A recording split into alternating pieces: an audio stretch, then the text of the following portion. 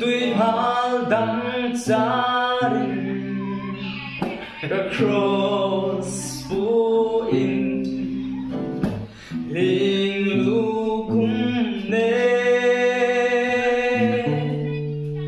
Calvary tlang panin abal Kalal cross again death to come Yilna tirhen mai nilovi Ega min bangai va ani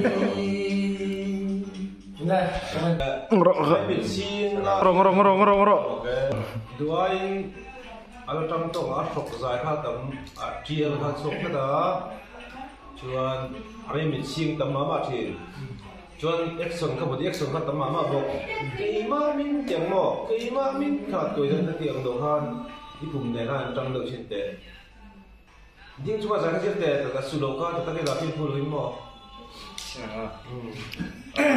ka o to kha ti kai je kha lo mo ri lo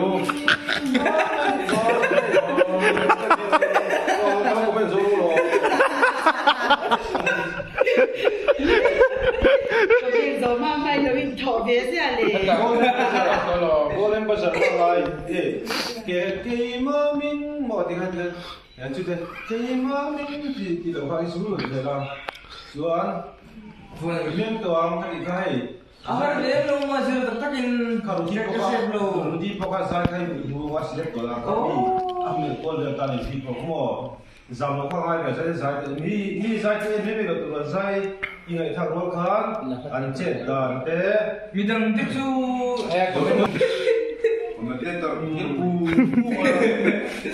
Bidang mi saya tak ada saya ingat tak bila ma ancet dan intinya mi anh để anh thì thế sinh mồ mi cần sai thì những gì sẽ thì thế bên khan mồ bên số lượng tiền anh theo qua rồi bên đó kiếm bạc anh ta thì theo qua thì mi thì phải chỉ trả gì tôi số mồ cắt gì cái chuyện về đâu không ai có anh chụp một cái cái kami không mình có mồ ý giá thành cái tiền mất thì nó sẽ tổ ra thì cái sẽ là cái tỷ số hai ta sẽ cần comment này cái number 2 saja kan ngumpet nya. Katilan darme tu kharami ber katia. Dari dulu lam jok cu ar cak tu ra atak katakin enjoy lebih ketai mun cincin dia ma. Upload dulu mau dia kharami ber tu saya. Ada di dia cun andi deser sih lepa. Cusong cun ni maya. Hello mak, komen turun em. Just see. Silar tuan, silar tuan. Enge tiang tu bini silar, enge lam turin amoy kupin silar kalangan. Masih silar lo don tuan, enge tang mei rose, bati angren, baten pasi lo ka amoy lo.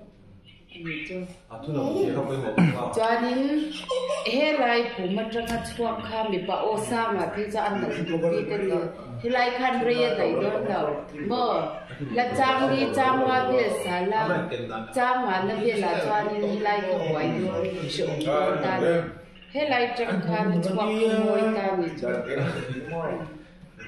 đây sống lòng thuốc sôi đứng tụt tên này em thuốc sôi khác anh thì xin đó thì sẽ